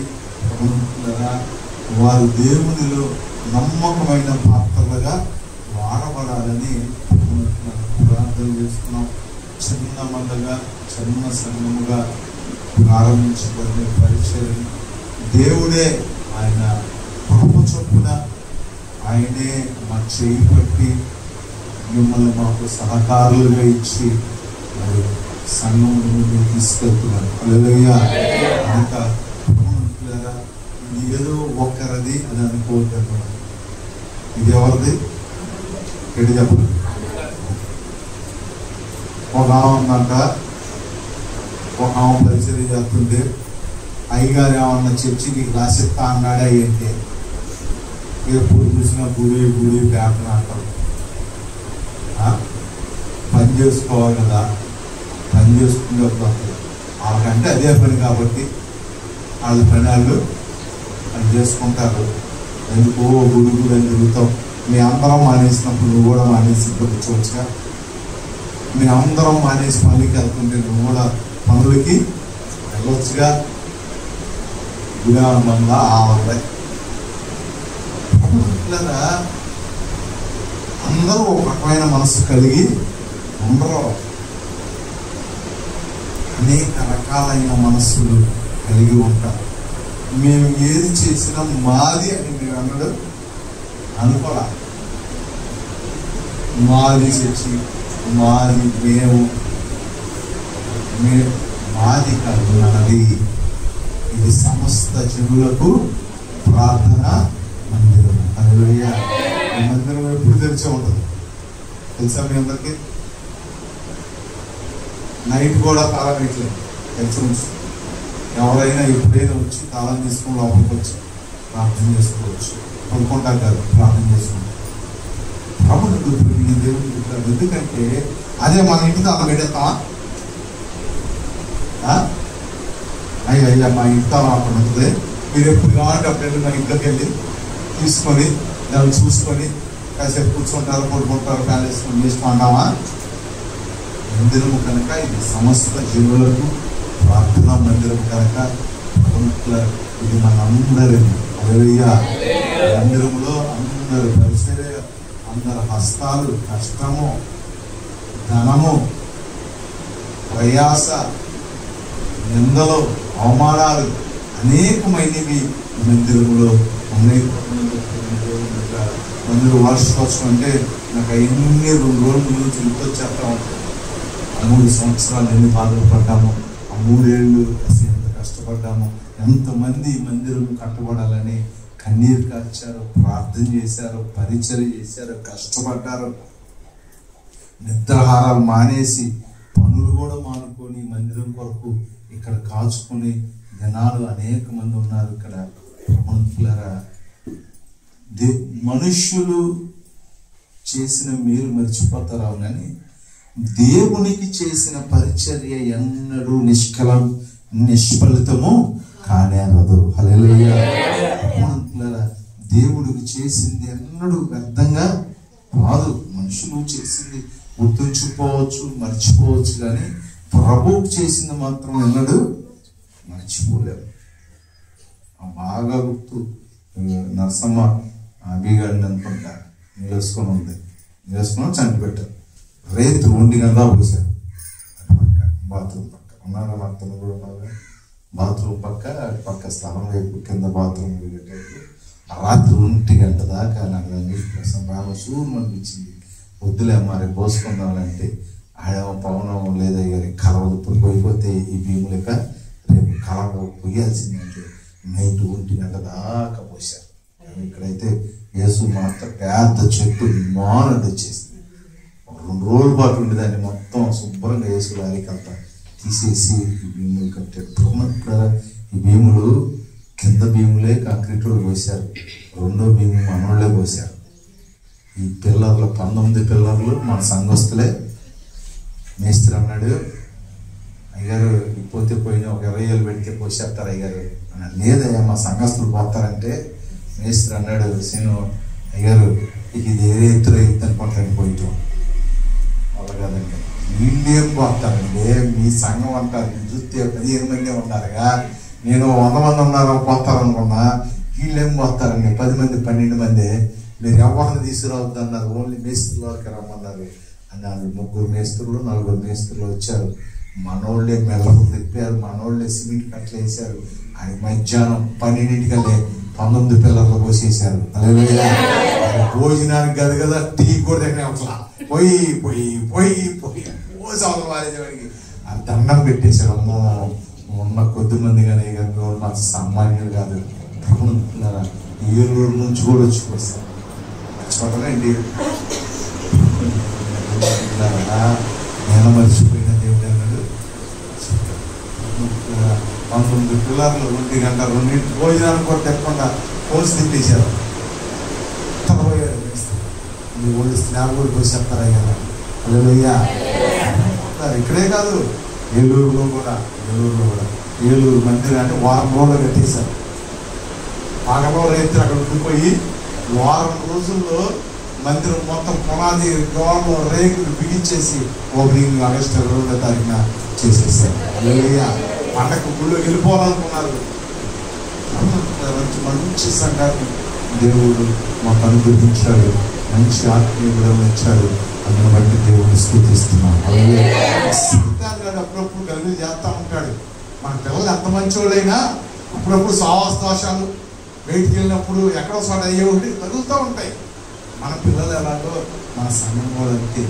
పేద అభిప్రాయాలు ఆకమానం పిల్లల అంత కలిగినప్పుడు చేసినప్పటికీ దేవుడు మరలా సంఘం యొక్క ప్రార్థన ఆలకించి చెదిరిపోతున్న వారిని తిరిగి మరలా ఏం చేస్తున్నారు తెలుసా? సమకూరుస్తున్నారు. దేవుడు చెప్తున్నా అంటే మందిరము కట్టుట అంటే గోడలు కట్టి ఒక బొమ్మ పెట్టి ఒక మైండ్ సెట్ పెడతాం కాదు. మందిరం అంటే గోడలు ఫ్యాన్లు నుంచి ఇదిగా ఉంటాం, ఇది కాదు. మందిరం అంటే ఏం తెలుసా? మందిరంలో దేవుని యొక్క కార్యాలు జరగాలి. హల్లెలూయా. దేవుని యొక్క కార్యాలు జరగాలి. గత సంవత్సరం చెప్పడానికి అవకాశం ఇచ్చాను. ఈసారి ప్రభు దగ్గరికి చెప్తాను. ఒక్కొక్కరు ఈ మందిరానికి ఎలా వచ్చారు? ఏలూరు నుంచి ఇక్కడికి వచ్చేవాడు. అక్కడి నుంచి ఏలూరు నుంచి ఇక్కడికి వచ్చేవాడు. 7 జంక్షన్ నుంచి స్వప్న వాళ్ళు వచ్చారు. ముసునూరు నుంచి 10 మంది 15 మంది ఇక్కడికే వచ్చేవాడు ప్రార్థన. విజయవాడ నుంచి వచ్చేవాడు. అనేక ప్రాంతాల నుంచి ఈ స్థలానికి వచ్చి మేలులు పొందుకున్నవారు ఇక్కడ ఈ స్థలంలో ఈ మందిరం కాదు, ఈ స్థలంలో అంటే పాకలో ఇక్కడ పిల్లలకి పెట్టిన దగ్గర ఇక్కడ ప్రార్థన చేసిన దగ్గర మేలులు పొందుకొని స్వస్థపరచబడేవారు అనేక మంది ఉన్నారు. హల్లెలూయా. దేవుడు పెట్టినారు. ఎందుకు చెప్తున్నామంటే దేవుడు పిలిచిన వాడు, నమ్మదగిన వాడు. ఈ స్థలము దేవుని యొక్క ఏర్పాటు. కనుకే ఆయన కార్యాలు జరిగినాయి. కానీ మేమేదో గొప్ప ప్రార్థనా పరులు అని గొప్పలని బాగా ప్రార్థన చేస్తామని ఏమాత్రమో కాదు. ఎందుకంటే సంఘము యొక్క ప్రార్థన, మన బిడ్డల యొక్క ప్రార్థన దేవుడు ఆలకించి అద్భుతాలు జరిగించాడు. హల్లెలూయా. అనేక సందర్భాల్లో తెల్లవారులు ప్రార్థన చేసిన సందర్భాలు ఉన్నాయి. అనేక మంది కోసం, అనేక సమస్యల కోసం, అనేక మంది ఆటంకాలు పరుస్తున్న వారి కొరకు రేత్రంతా మొరపెట్టిన దినాలు ఉన్నాయి. ఇదే స్థలంలో స్లాబ్ వేయక ముందు వేసిన దేవుని దగ్గర వాటన్నిటి ప్రార్థనలు, సంఘం యొక్క ప్రార్థన దేవుడు ఆలకించి ఒక్క వడ్ల మనమే కాదు, ముసునూరులోను ఏలూరులోను జంక్షన్లో కూడా ప్రారంభించడానికి దేవుడు సహాయము చేశాడు. రాబో దినాల్లో అనేక ప్రాంతాలకు దేవుడు పరిచర్యను విస్తరిస్తానని ఎన్నడో వాగ్దానం దేవుడు నాకు చేశాడు. హల్లెలూయా. అనేక ప్రాంతాల్లో చేస్తానని ఇక్కడ కూడా వర్తమానంలో దినాన్ని ప్రార్థన చేశాను. ప్రభువా ఎవరు అక్కడయ్యా ఏంటయ్యా అంటే నాకు ఒక దర్శనం చూపించాడు దేవుడు. మన మందిరం వదిలితే అంట ఇక్కడ నుంచి గుడి దాకా మొత్తం క్లోజ్ అవ్వాలి. నడవడానికి దారి లేదు. అంతా సంఘమే, మనవాళ్ళే. బస్సు దగ్గర బస్ స్టాప్ దగ్గర అంతా మనవాళ్ళే ఉన్నారు. అసలు ఖాళీ లేదు రోడ్డు సంఘం వదిలితే. ఎప్పుడు దేవుడు జరిగిస్తాడా అని కనిపెట్టి ప్రార్థన చేస్తున్నాడు. హల్లెలూయా. గుర్తు పెట్టుకోండి, మొదట వృద్ధిగా ఉన్నను తొదకు మహావృద్ధి కలిగిస్తుంది. హల్లెలూయా. మొదట కొద్దిమందిగా అమ్మగారు చెప్పారుగా, చంద్రమౌళి ఇంట్లో గోపాల ఇంట్లో ప్రారంభించినప్పుడు అప్పుడు ప్రారంభించినప్పుడు ఎవరు లేరు. అప్పుడు ప్రారంభించినప్పుడు ఉన్నాడు, ఇప్పుడు ఎవరు లేరు. ఈ ఒక్క రాణి చెప్తే, నరసింహపాలు రాణి చెప్తే ఎవరు లేరు. అప్పుడు ప్రారంభించి ఉన్న వాళ్ళందరూ వెళ్ళిపోయారు. వీళ్ళు వెళ్తున్నారు, వచ్చే వాళ్ళు వస్తున్నారు, జరుగుతూనే ఉన్నాయి. దేవుడు ఎక్కడ ఆయన నామానికి అవమానం లేకుండా మహిమకరముగానే ప్రతి సంవత్సరము జరిగిస్తున్నాడు. హల్లెలూయా. దేవుడు పెట్టినారా కొంత ఆటంకాలు, యంత్రములు, కష్టాలు, నిందలు, అవమానాలు, హేళనలు ఎదురైనప్పటికీ దేవుని పరిచర్య మాత్రము ఆగకుండా దేవుడు కొనసాగిస్తున్నాడు. సంఘం యొక్క ప్రార్థన, సంఘం యొక్క సహకారము దేవుడి ద్వారా ఎన్నడూ మేమెన్నడూ మరిచిపోం. ఇక్కడికి రాని వాళ్ళు చేసిన ఉపకారం కూడా మేము పొద్దున గుర్తుపెట్టుకొని తలుచుకుంటూ ఉంటాం. ఒక్క సందర్భం చెప్తాను. రంగారావు గారిని కోళ్ళు రంగారావు అంటారు. రంగారావు నేను ఊరు వచ్చినప్పుడు ఇక్కడికి వచ్చేస్తానంటే నన్ను ఇంట్లో పెట్టుకున్నాడు. నన్ను ఇంట్లో పెట్టుకుని అక్కయ్య బంగారు తల్లి వాళ్ళు భార్య బిడ్డలు అందరు కింద పడుకొని నాకు మంచం ఇచ్చి నన్ను మంచమే పడిపోయాడు. దాదాపు వారం రోజులు 10 రోజుల దాకా నన్ను వాళ్ళ ఇంట్లో పెట్టుకొని టిఫిన్ భోజనము అన్నీ పెట్టుకొని నేను ఈ ఊర్లో తిప్పి, నాకు ఊరంతా తిప్పి అక్కడక్కడ కూర్చోబెట్టి హోటల్స్ దగ్గర షాపుల దగ్గర వీళ్ళు ఎక్కడికి వచ్చారు, ఎక్కడ మందిరం కడతారంటే ఇక్కడ పరిచయం చేస్తారని నాకు పరిచయం చేసి తిప్పి నన్ను వాళ్ళ ఇంట్లో చేర్చుకున్నాడు. హల్లెలూయా. నన్ను మర్చిపోను. దేవుడు పెట్టారా, మేలును మర్చిపోయే వాళ్ళు అయితే ఏనాడు గతించుకోవాలి. అందుకని దేవుడు చెప్తారు, కృతజ్ఞత లేని వారు 20,000 మందిగా ఉండిపోయారు. మనం ఎన్నడూ చేసిన ఉపకారమును మేలును ఎన్నడూ మరిచిపోకూడదు. సంఘము ఈ విధముగా కట్టబడుటకు, పరిచర్య కొనసాగించుటకు దేవుని యొక్క కృప, సంఘం యొక్క ప్రార్థన, వారి యొక్క సహకారం కూడా ఎంతో బలంగా ఉంది. హల్లెలూయా. ఈ రీతిగా సంఘము నడపబడుతుందంటే అనేక మంది వారి కష్టార్జితంలో గుంపులు విప్పారు, మమ్మల్ని పోషిస్తున్నారు. వారు తినే దాంట్లో బియ్యం తెచ్చి, కూరగాయలు తెచ్చి, వారు కలిగిన ధనంలో కూడా మాకు ఇచ్చి పిల్లరా మమ్మల్ని పోషిస్తున్నారు. నేను ఇక్కడికి వచ్చినప్పుడు ప్రభువుని అడిగా, ప్రభువా మరి ఎవరో లేరు కదా, ఎట్లా మరి మేము ఎలా పాల ప్యాకెట్ కూడా వచ్చేది కాదు, 4-3 వచ్చేవాళ్ళు, 4 బదులు ఎత్తే 40 రూపాయలు అయ్యి, ఒక ఆయన మాత్రం 100 ఇచ్చేవాడు. ప్రభా ఈ పాల ప్యాకెట్లు రాట్లా, కూరగాయలకు రాట్లా, ఇంటి రాట్లా, ఎలా అని చెప్పి నాకు దర్శనం ఇచ్చారు. చాలాసార్లు చెప్పుకుంటాను. ఒక ఆయన తలబట్టలు వేసుకొని వచ్చాడు, ఒక ఆయన ఒక బ్యాగ్ తీసుకొచ్చాడు, బైబిల్ బ్యాగ్ లాంటిది. దాంట్లో నీకు నా దగ్గర ఉన్న 40 రూపాయలు నేను 40 దాంట్లో పెట్టాను. నేను 40 దాంట్లో పెట్టాను. 40 దాంట్లో పెట్టంగానే కాసేపు తర్వాత నీ డబ్బులు తీసుకో అన్నాడు. నేను చేయి పెట్టాను. ఎదుగుతుంటే 40 కనబడతలా, కట్ట కనబడ కట్ట లోపల అలాగే నాకు నిద్రలోనే అదే దాంట్లోనే ఈ 40 రూపాయలు కనబడతలా. ఈ కట్టను అదే తీసేసుకుంటే ఆయన అనుకుంటాడు కదా, ఈ 40 లేవు, ఈ కట్ట ఏంటి, ఏంటి నా 40 పోయింది, ఈ కట్ట తీసుకున్నావా, చూసావా ఆయన తనదిగా డబ్బులు తీసేసుకున్నాడు అని ఆయన అనుకుంటాడు. ఏంటా అని మదన పడుతున్నాను, వెలుగు వచ్చేసింది. పిల్లరా దేవుడు ఆ రీతి కానీ 40 కానీ సమృద్ధిగా ఇచ్చాడు. సంఘమే మమ్మల్ని పోషిస్తుంది. హల్లెలూయా. బిడ్డలు వాళ్ళు చేసేది ఏదో కొంతవరకే కానీ సంఘము ద్వారానే పోషించబడుతున్నాం. నిత్యము సంఘం కొరకు, ఉప్పులు విప్పే వారి కొరకు, పరిచర్య చేసిన వారి కొరకు, ప్రార్థించే వారి కొరకు, పరిచర్యని వెంబడిస్తున్న వారి కొరకు కూడా నిత్యము మేము ప్రార్థన చేస్తానే ఉంటాం.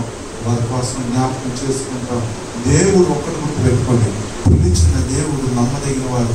ఆయన నమ్ముకున్న మనల్ని మిమ్మల్ని అనాథులుగా విడవను అని. దేవుడు మనల్ని అనాథులుగా విడిచిపెట్టాడు. చాలా మంది దేవుడి దగ్గరికి వచ్చినాక మొదట్లో కొంత ఇబ్బందులు, సమస్యలు ఎదురైనప్పుడు బాధపడిపోతూ ఉంటారు. మనం ఏదన్నా చెప్తే వాళ్ళు అలాగే చెప్తారు, వాళ్ళకేంటి డబ్బులు ఉన్నాయి, కడుపు లేదు. ఒకప్పుడు మేము ఇంతకన్నా భయంకరమైన స్థితి అనుభవించామో, వాటిలో నిలబడినప్పుడు, దేవుణ్ణి పట్టుకొని ఉన్నప్పుడు, దేవుణ్ణి పట్టుకొని మనం ముందుకు నడిచినప్పుడు ఖచ్చితంగా దేవుడు ఒక దినానికి మన జీవితంలో అద్భుత ఆశ్చర్య కార్యము జరిగిస్తాడు. అది ఆర్థిక సమస్య అయినా, అనారోగ్యాల పరిస్థితులైనా, ఎట్టి పరిస్థితులైనా విడుదల అనేది మనకి ఉంది. హల్లెలూయా. ఉందా లేదా? గట్టి చెప్పాలి. లేదని అమ్మవాళ్ళు కూడా ఇక్కడ కూర్చొని ఉంటారు. ఉన్నట్లే ఎప్పుడు జరిగేది, ఎప్పుడు అయ్యేది. లేకపోతే అసలు ప్రభువుని ఇక్కడ తీసుకొచ్చేవాడే కాదు. ఈనాడు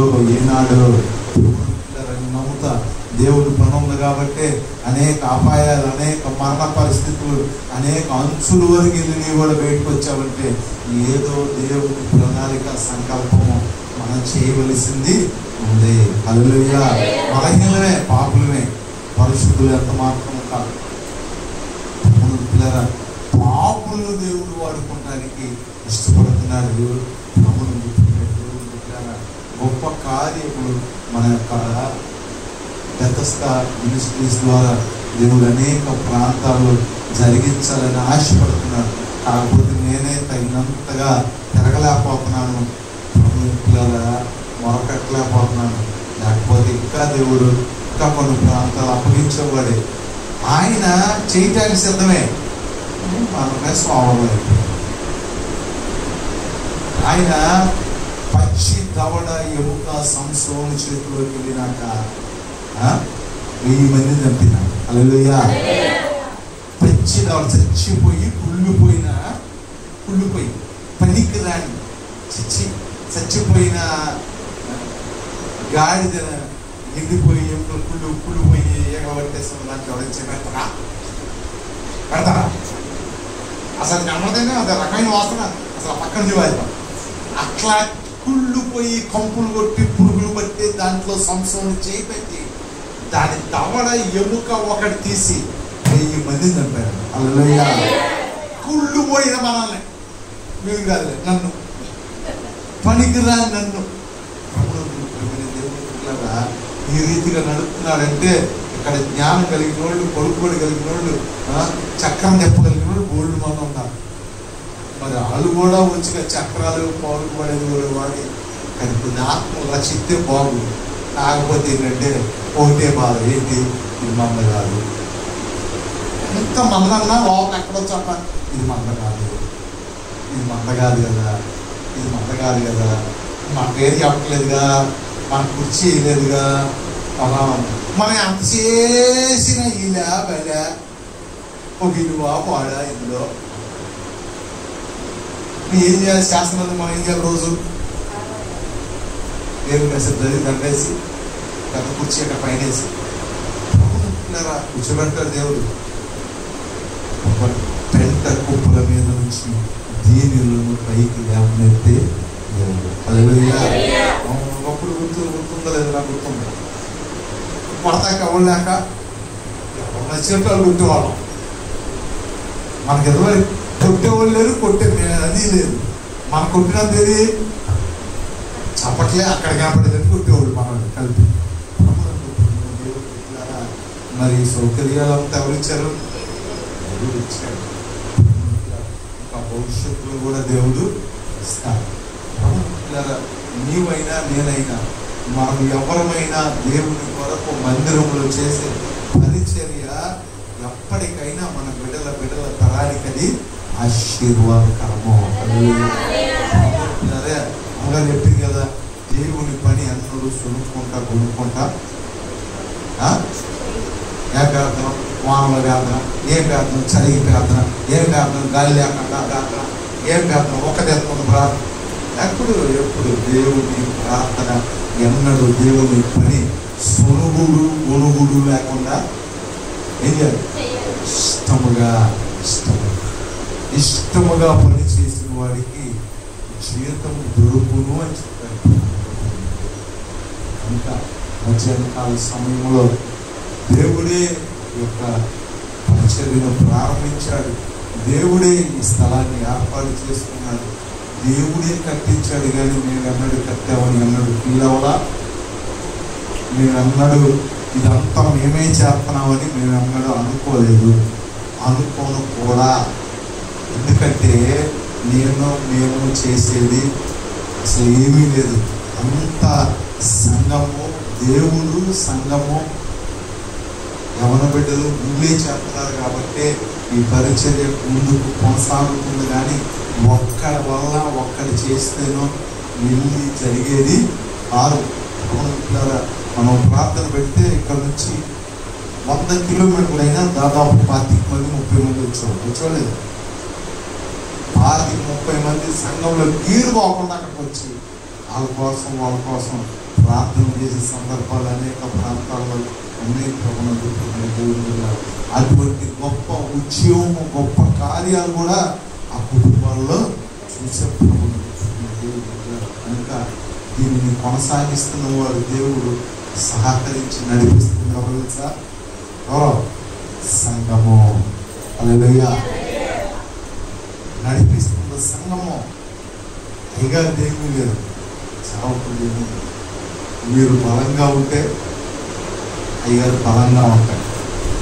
ఆయన డబ్బులు కోసమా? ప్రార్థన, ఆసక్తి, ఆత్మల పట్ల భారము, సంఘము పట్ల బాధ్యత, ఇవి మీరు కలిగి ఉంటే సేవకుడు కూడా వాటి విషయంలో బలంగా ఉంటారు. వాటి విషయంలో మీరు నిర్లక్ష్యంగాను నిరుత్సాహంగా ఉన్నారనుకో, సేవకుడు కూడా వాటి విషయాలు ఏమైపోతారు, నిరాశాన్ని ఇష్టపడతారు. కనుక మీ అనుదిన ప్రార్థనలో దేవుని యొక్క మందిరము పడు. యెరూషలేమా నిన్ను ప్రేమించేవారు వర్ధిల్లుదురు. హల్లెలూయా. సంఘము కొరకు ఎవరైతే ప్రేమించి, ప్రార్థించి, సహకరించి, ప్రోత్సహించి సంఘానికి వెన్ను తప్పి ఉంటున్నారో, అంటు కట్టుబడి ఉంటున్నారో, వారి జీవితాలు దేవుడు గొప్పగా ఆశీర్వదిస్తాడు. హల్లెలూయా. ఆశీర్వదిస్తున్నాడు, భవిష్యత్తులో కూడా ఆశీర్వదిస్తాడు. ఎందుకంటే యెరూషలేమా నిన్ను ప్రేమించేవారు వర్ధిల్లుదురు అన్నాడు. సంఘాన్ని ఎవరైతే ప్రేమిస్తున్నారు, సంఘం కొరకు ఎవరైతే ప్రయాసపడుతున్నారో వారిని దేవుడు ఖచ్చితంగా దీవించి ఆశీర్వదిస్తాడు. చూడవచ్చు, చిన్న వాక్యం చదువుతున్నాం. పరిశుద్ధ గ్రంథం నుంచి 2వ దినవృత్తాంతాల గ్రంథము 6వ అధ్యాయం 26వ వచనం చదువుతున్నాము. వారు నీ దృష్టి ఎదుట పాపము చేసినందున ఆకాశము మూయబడి వాన కురియకుండినప్పుడు వారు ఈ స్థలము తట్టు తిరిగి ప్రార్థన చేసి నీ నామమును ఒప్పుకొని నీవు వారిని శ్రమ పెట్టినప్పుడు వారు తమ పాపమును విడిచిపెట్టి తిరిగిన ఎడల ఆకాశమందున్న నీవు ఆలకించి నీ సేవకులను నీ జనులకు ఇశ్రాయేలుకు చేసిన పాపమును క్షమించి వారు నడవవలసిన మంచి మార్గములో వారికి బోధించి నీవు నీ జనులకు స్వాస్థ్యముగా ఇచ్చిన నీ దేశమునకు వాన దయచేయుదుగాక. హల్లెలూయా.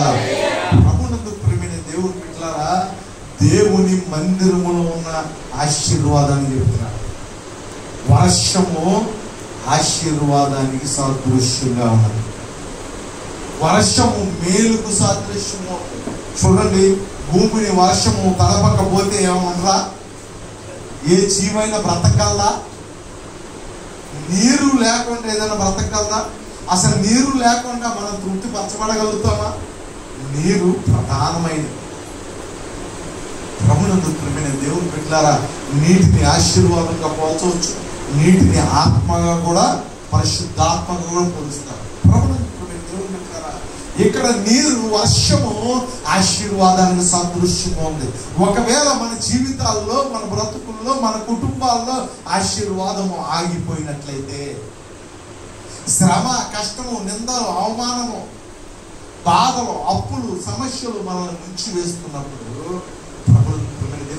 సొలొమోను చెప్తున్నాడు, అయ్యా వారు నీ మందిరమునకు వచ్చి, చదువు, వారు నీ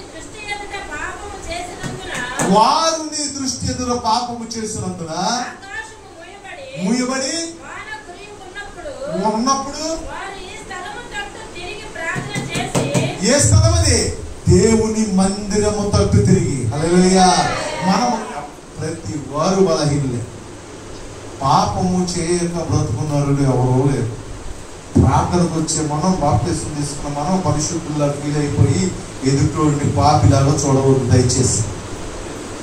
ఒక్కొక్కరు తొలగిపోయేవాడు ఉంటాడు, తప్పిపోయేవాడు ఉంటాడు, బలహీనుడు ఉంటాడు, జారిపోయేవాడు ఉంటాడు, వ్యసనపరుడు ఉంటాడు, ఒక వారం వచ్చి ఒక వారం రాలేని బలహీనుడు ఉంటాడు. మనం ఎంత మాత్రము, నేను అందుకని ఎవరో ఏదైనా వచ్చి చెప్పినా నేను తొందరపడి గద్దించను. ఎందుకంటే వాళ్ళు తెలుసుకుంటారు. నేను చెప్పేది ఒకటి, గుడికి రండి అయ్యా. అదేంటంటే గుడికి వస్తే చాలు ఆటోమేటిక్ ఏదో రోజున దేవుడు సరి చేస్తాడు. హల్లెలూయా. ప్రభువులారా, వారు నీ మందిరము తట్టు వచ్చి తిరిగి ప్రార్థన చేసి నీ నామమును ఒప్పుకొని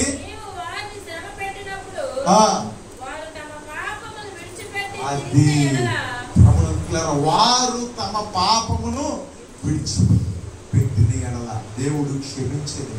హల్లెలూయా. రోజు నువ్వు దేవుని దగ్గర నువ్వు అయిపోయింది నా పని, ఇక నేను లేవనెత్తబడలేను, ఇక నేను వాడబడలేను, ఇక నేను నిలబడలేను, నా పని అయిపోయింది, నేను జారిపోయాను, నేను పడిపోయాను, నా సాక్ష్యం పోయింది, నాది పోయింది, అది పోయింది, నా ఆత్మ పోయింది, నేను పడిపోయాను, అది పోయింది, ఏమి పోలా. నువ్వు ఎప్పుడైతే ఒప్పుకొని ప్రార్థన చేస్తావో ప్రభువులారా, దేవుడు మరలా తిరిగి నిలబెడతాడు. హల్లెలూయా. ప్రభువునందు ప్రియమైన దేవుడు మరలా తిరిగి నిలబెడతాడు. అందుకని వారు నీ తట్టు తిరిగి వారి పాపమును వారు ఒప్పుకున్న ఎడల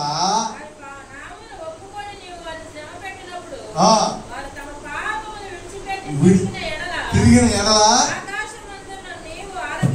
ఆకాశంలో ఉన్న దేవుడు ఆలకిస్తున్నాడు. హల్లెలూయా.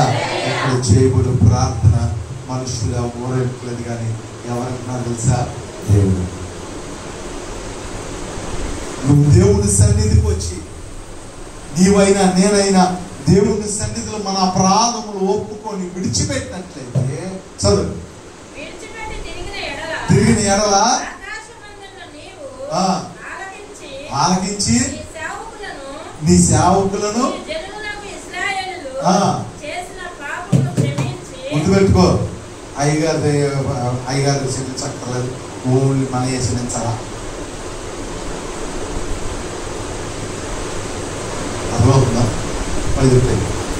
ఎంతవరకు మా పాపం ఒప్పుకో, మీ పాపం ఒప్పుకో. అయ్యగారిలో పాపం లేదా? అయ్యగారు తప్పు చేయడా? నీవైనా నేనైనా నువ్వు నేను తేడా ఎక్కడ కానీ ఆయన దగ్గర అందరూ సమానం. హల్లెలూయా. అందుకని స్పెసిఫిక్ గా చెప్తున్నాడు, నీ సేవకుడైనా నీ సేవకులను. అది ఎంతనే సేవకుడేంటి, పాస్టర్ ఏంటి, పరిచారకుడు ఏంటి, ఎవరేంటి, ఎవరు పాపమైనా సరే ఎక్కడ ఒప్పుకున్నప్పుడు క్షమాపణ దొరుకుతుంది. హల్లెలూయా. అందుకే చెప్తున్నాడు, నీ సేవకుడును నీ ప్రజలైన ఇశ్రాయేలీయుల యొక్క చేసిన పాపములను క్షమించి. హల్లెలూయా. గుర్తుపెట్టుకో, క్షమిస్తానికి ఆయన సిద్ధంగా ఉన్నాడు. ఎప్పుడైనా ఒప్పుకోవడానికి సిద్ధంగా ఉంటే క్షమించడానికి ఆయన సిద్ధం. పడిపోయి ఉంటే నిలబెడతానికి ఆయన సిద్ధం.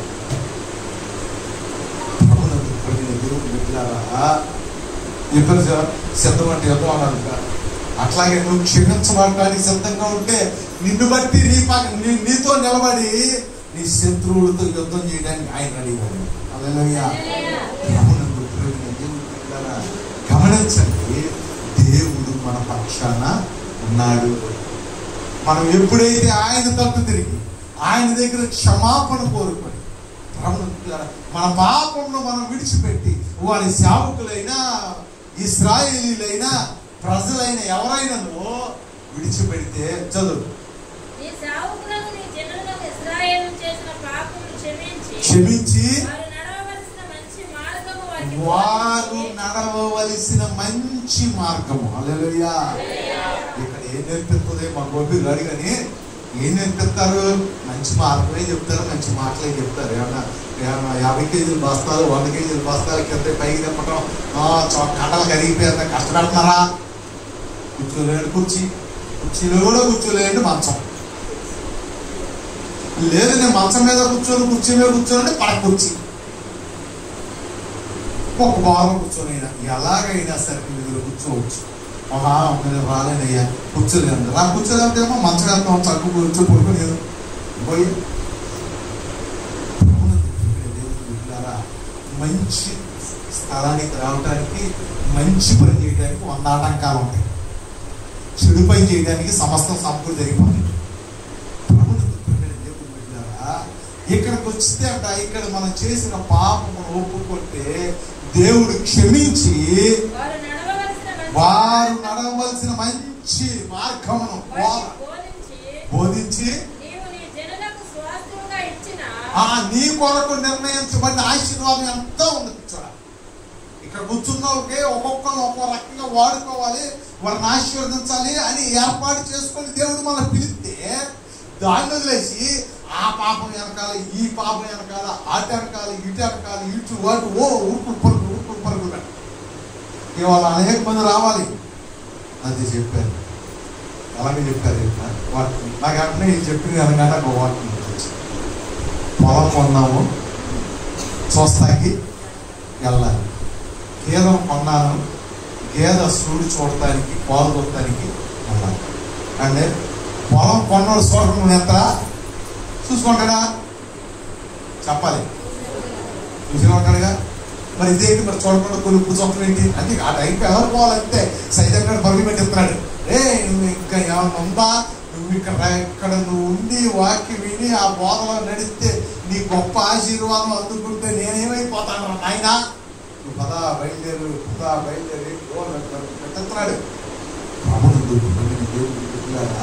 కానీ దేవుడు ఏం చెప్తున్నాడంటే నీ పాపమును నువ్వు ఒప్పుకున్న ఎడల ఇక్కడ నీ మంచి మార్గమును బోధించి నీవు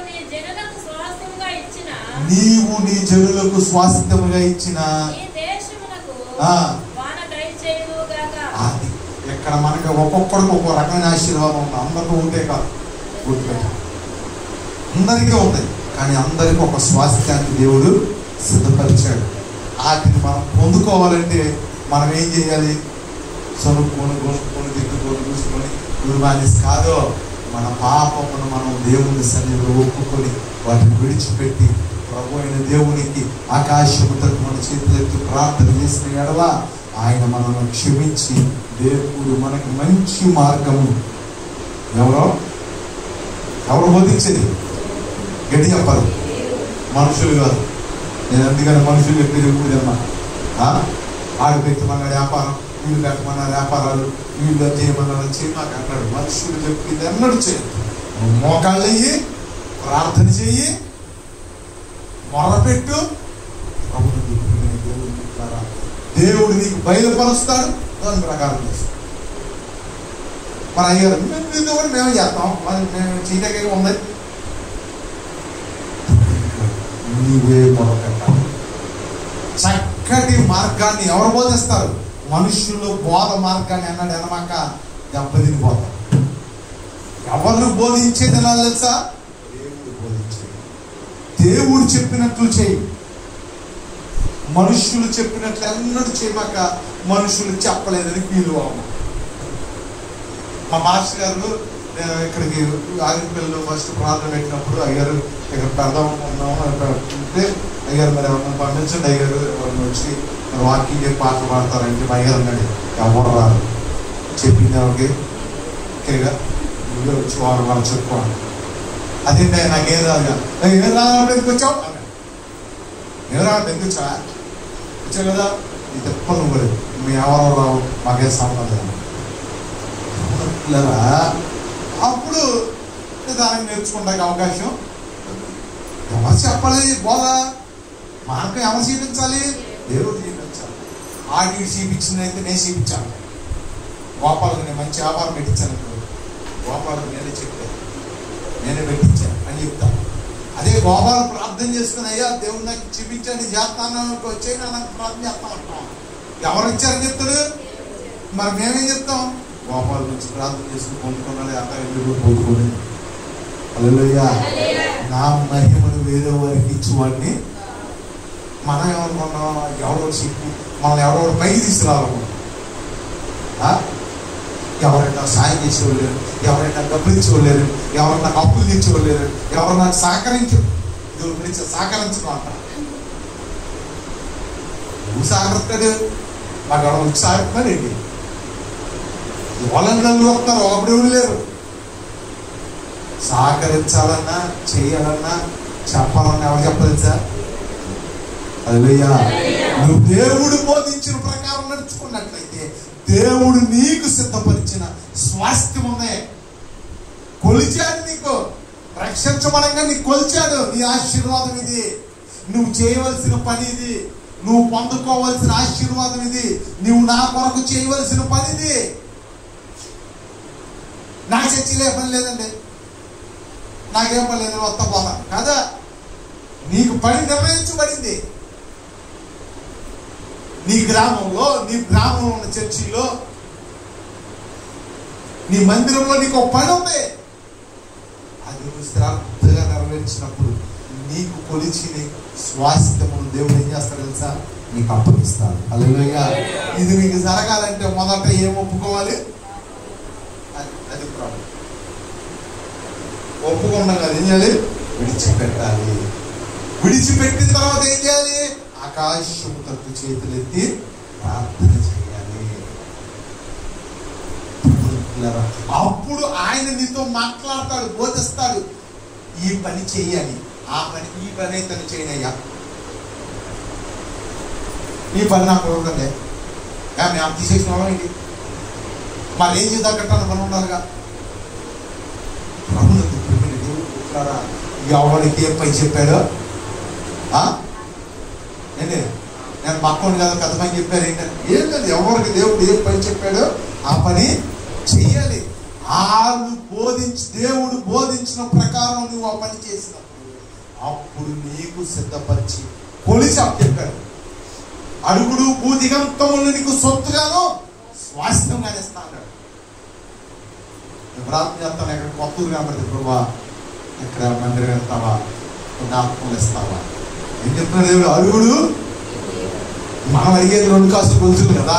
ఎప్పుడైనా తెచ్చావు? మనం అడిగేది బిల్డింగ్ రేట్లు ఎప్పుడు తెస్తారు, బిల్డింగ్ ఎప్పుడు వేస్తారు, వీళ్ళు ఎప్పుడు కడతారు, అడిగేది. డబ్బులు ఎప్పుడు ఇస్తాం, ఇంత లాప్ ఎప్పుడైంది? అబ్బో, నీ కొలిచింది వేరు, నువ్వు అడిగేది వేరు.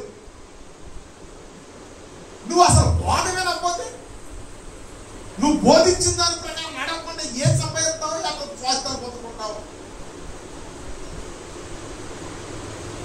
మళ్ళీ గోరు వాళ్ళు ఒకటి ఏంటి, ఇక్కడ కూర్చున్న వాళ్ళు అమ్మాలు చెప్పడం గోడు మంది ఉన్నారు అన్నారు కదా. నాకు అన్నదా ఏమో ఆడే టెన్షన్లు వచ్చారు బాబు, ఆడు బాగా అడిగే టెన్షన్ వస్తాడు. మన ఎదురు నిలబడి నాకు ఇంకా వందనాలు చెప్పలా, ఇంకా నాకు వందనాలు చెప్పలా. ఎవరు చెప్తాడు?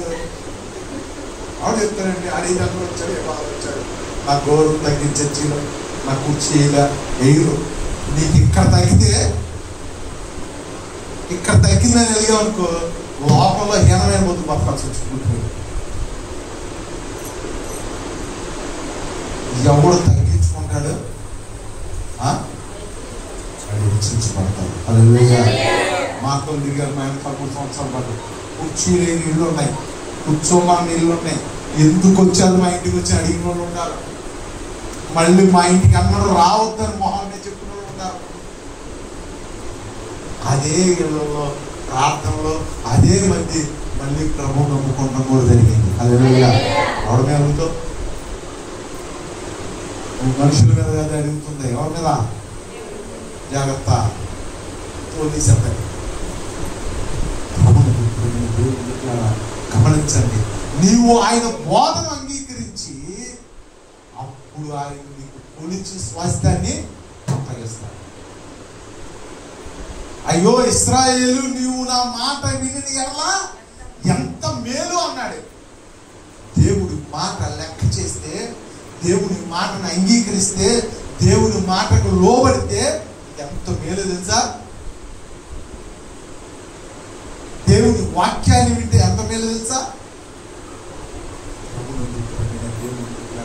అటువంటి మేలు ఆశీర్వాదాన్ని దేవుడు మన కొరకు దాచి ఉంచాడు. మరి అది మనకు ఎందుకు పొందుకోలేకపోతున్నాం అంటే మన పాపముల చేత, అపరాధముల చేత సచ్చిన వారమై ఉండగా ప్రభు మన కొరకు వచ్చాడు. మనకి క్షమాపణ ఉందంటే, మనకి దేవుడి దగ్గరకు వస్తే క్షమిస్తాడు. నేను క్షమించలేని ఘోరమైన పాపి ఎవడో లేడు. ఆయన క్షమించే దేవుడు. నువ్వు వచ్చి ఒప్పుకుంటే చాలు. నేను ఒప్పుకున్నా, నువ్వు ఒప్పుకున్నా, మనందరం ఒప్పుకోవలసిన వారమే. ఎప్పుడైతే మన పాపమును ఒప్పుకొని విడిచిపెడతామో, దేవుడు ఆయన మనము నడవలసిన బోధ చూపిస్తాడు, మార్గాన్ని చూపిస్తాడు. నాకు ఏ మార్గం కనబడతలేదంటే నువ్వు ఒప్పుకోవాల్సిందే. అప్పుడు నువ్వు ఒప్పుకున్నప్పుడు దేవుడు సన్నిధిలో కనిపినప్పుడు నీకు మార్గం చూపిస్తాడు. నువ్వు ఆ మార్గంలో నడుస్తున్నప్పుడు నీకు దాచబడిన ఆ స్వాస్థ్యాన్ని దేవుడు నీకు అనుగ్రహిస్తాడు. ఇవేమీ జరగకుండా నాకు లేదు సేవకుడైనా ప్రజలైనా ఎవరైనా సరే మన పాపములు మనం ఒప్పుకునే ఎలా ఆయన ఎంతైనాను నమ్మదగిన వాడు. ఆయన క్షమిస్తాడు.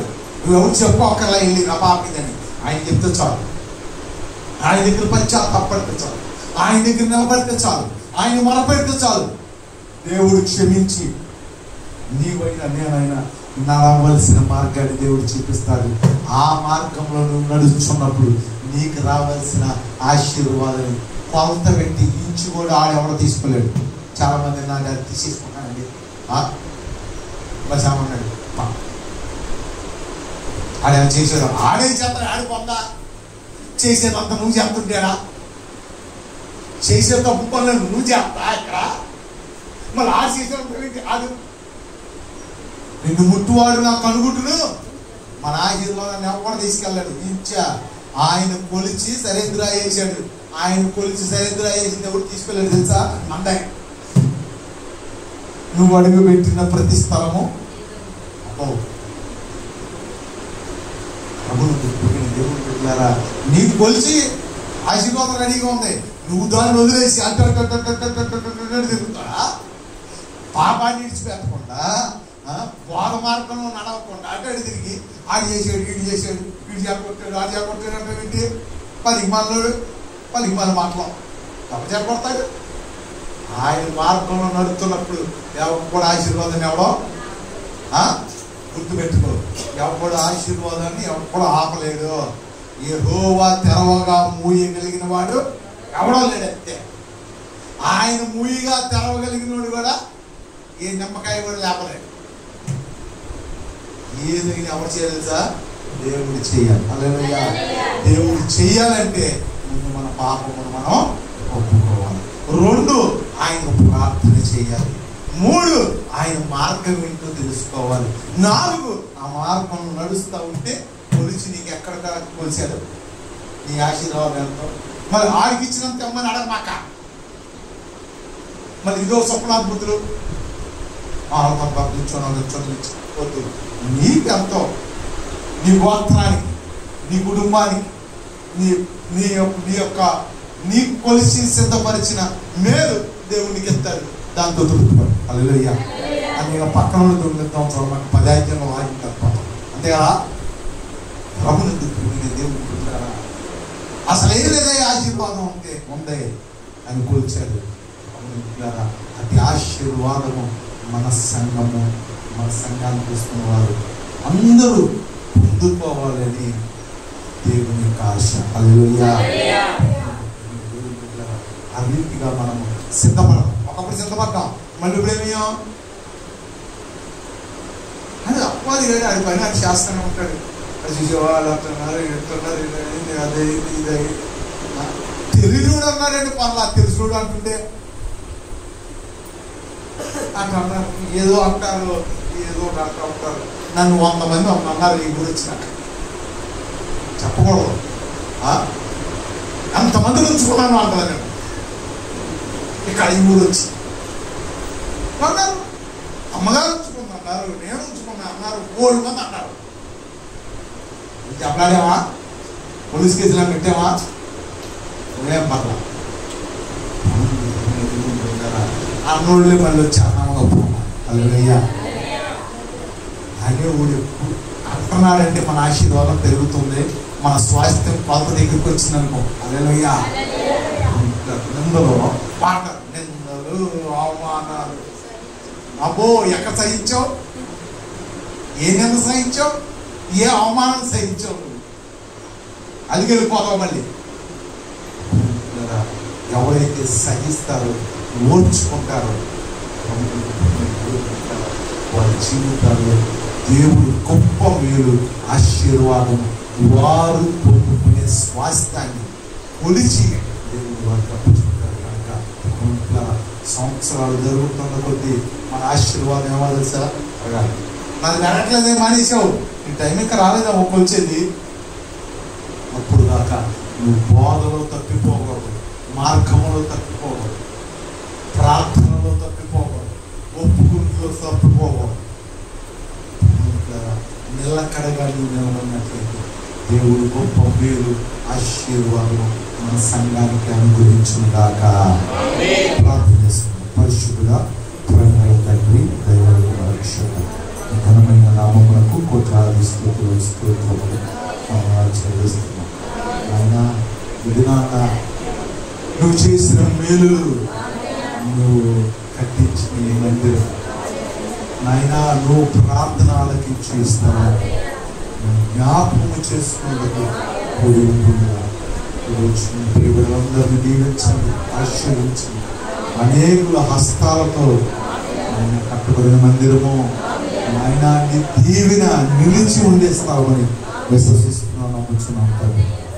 ఇంకా రాబోయే దినాల్లో అనేకులకు ఆశీర్వాదకరంగా, మేలుకరంగా, దీవెనకరంగా మార్చమని, ప్రియులను దీవించమని, ఆశీర్వించమని మా ప్రభువును రక్షకుడునైన యేసు పరిశుద్ధ నామములో అతి మిక్కిలి వినయముతో ప్రార్థించి ప్రతి వేడుకొంచున్నాం తండ్రి. కూర్చుందాం.